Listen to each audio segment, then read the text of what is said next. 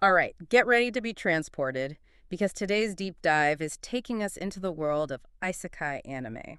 And while it seems like every other anime these days is about getting whisked away to a magical land, it's interesting to note that isekai itself isn't exactly a new kid on the block. Oh, you're telling me it's not just a trend, right? Exactly. Before we even had a word for it, storytellers were already captivated by this idea of escaping to a fantastical realm.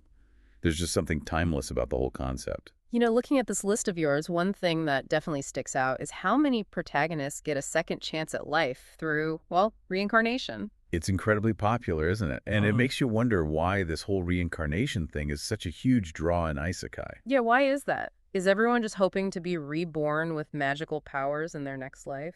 Maybe. Wouldn't you want that? But on a deeper level, I think it taps into a very human longing for escape. Modern life can be a bit much sometimes, right? Work, deadlines, social media. It can feel like we're all just stuck on a hamster wheel. Isekai offers a form of escapism, a way to hit the reset button and imagine a world full of magic, adventure, and endless possibilities. It's like trading your daily commute for a dragon slaying expedition. I could get behind that. Exactly. It's about breaking free from the mundane and embracing the extraordinary. It's no wonder so many people find it appealing. We all crave a little magic in our lives, even if it's just through the stories we consume. It's like, what if you could ditch your student loans and become a master swordsman in a world with talking cats? Sign me up. But it goes beyond just escaping reality, right? Absolutely. This is where isekai really digs its heels in. It's not just about running away, it's about the potential for growth and transformation. These characters get thrown into these extraordinary circumstances, and they're forced to adapt, to discover hidden strengths they never knew they had. So it's like you get hit by a truck con, wake up as a slime, and suddenly you're finding your inner strength while, conquering a dungeon or two. Precisely. And that resonates with people. Hmm. We all have that desire to overcome challenges to discover who we truly are, and isekai gives us a fantastical lens through which to explore those very human desires. And speaking of overcoming challenges, some isekai protagonists have it tougher than others. And looking at your list, we've got some prime examples of that. And speaking of overcoming challenges, you've included some real heavy hitters on your myanimalist.net list, shows that really put those isekai tropes front and center. We're talking Overlords, ReZero, Konosuba. These are practically isekai legends. They've definitely earned their place in the Isekai Hall of Fame, each for different reasons. So, for those of us who might be unfamiliar with these titans of the genre, what are we dealing with here? Well, let's start with Overlords. Imagine you're super into this online game. So much so that you've decked out your character, which happens to be a super powerful skeletal wizard with all the best gear. Then the game shuts down, but instead of logging off, you're suddenly trapped inside the game world as your character. Okay, talk about a gamer's dream or nightmare, depending on how you look at it. Right. But here's the twist. In Overlords, the game's non-playable characters, or most of them NPCs, have developed their own personalities and motivations, and your character, Momonga, is now their supreme leader.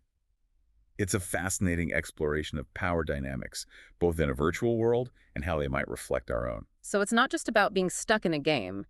It's about what you do with that power and how that impacts others. And ReZero, that one sounds a bit darker. It definitely leans into the psychological thriller side of things. Mhm. Our protagonist, Subaru, thinks he's stumbled into a typical fantasy world, but he quickly learns that death isn't the end, at least not for him. Oh, He no. gets caught in this horrifying time loop, reliving the same terrible events over and over again. Talk about high stakes. Subaru has to die again and again to try and get it right and save his friends. Wow, that's intense. Not exactly your lighthearted, feel-good isekai. Definitely not, but that's what makes it so compelling. Subaru struggles with despair and determination. His constant fight against what feels like an unwinnable situation, it's gripping stuff. Now, if you're looking for something a bit lighter, Konosuba might be more your speed. Okay, good, because I need a laugh after that last one. And from the title alone, this one sounds hilarious. It absolutely delivers on the humor. Picture this. Our protagonist, Kazuma, dies a rather pathetic death. Oh no, how tragic. How does it happen? You'd be surprised. Let's just say it involves a slow-moving tractor and a very overactive imagination.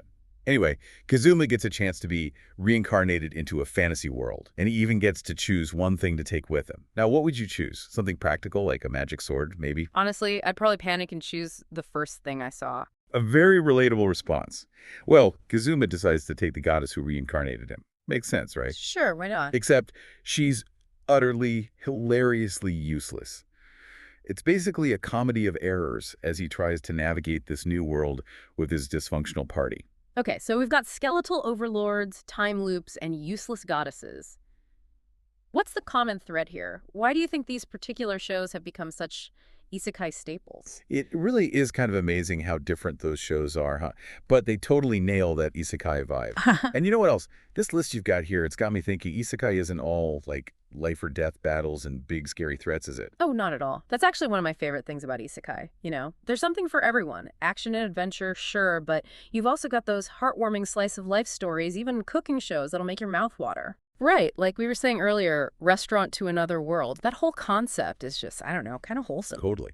It takes something we all know, food, and throws in that dash of fantasy.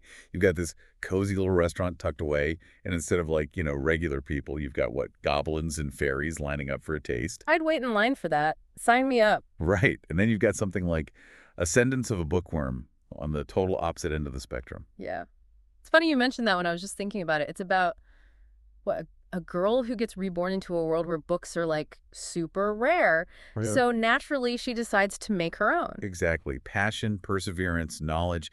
It's all there, just wrapped up in this really neat isekai package. See, this is what always gets me. There's so much variety, but I'm not gonna lie, this list of yours, it's a lot. Where do you even start? You've got myanimalist.net right there. That's your map and those genre and theme tags. Those are your guideposts. Seriously.